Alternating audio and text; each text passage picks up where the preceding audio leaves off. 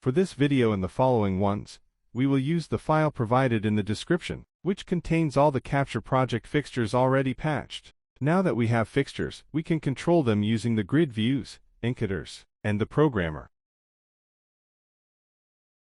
To select fixtures, you can click on the desired fixtures and groups in the grid views.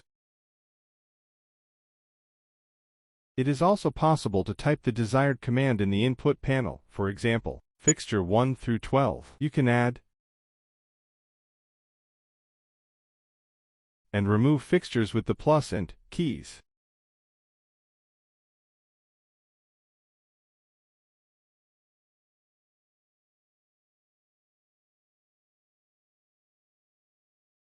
Once your selection is made, you can use the Encoders to assign values to your selection in the programmer. The interface displays 10 Encoders. If your fixture has more than 10 parameters, you can filter the Encoders by family or move using the arrow buttons at the top right of the Encoders. You can select multiple families to display simultaneously. You can assign a Thru value to your command to create a gradient between two values. To set the Encoders to Thru mode, click the Val button at the top right of the Encoders. The current command is displayed above the Encoders. The current programmer can contain multiple commands.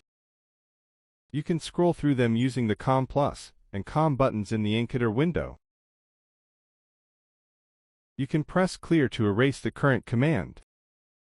The Shift Clear shortcut allows you to erase all commands from the programmer.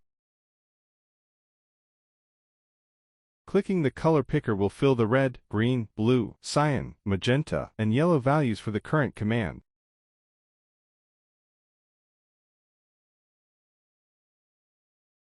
The multiple encoder view allows you to see all the commands present in your programmer. You can change the values by moving the corresponding factors. Or you can modify all values corresponding to a channel type by moving the associated encoder at the top of the window. Each command has two buttons. The first explodes the command, and the second deletes it. Exploding a command creates a command for each sub-fixture, with the corresponding values to adjust parameters independently.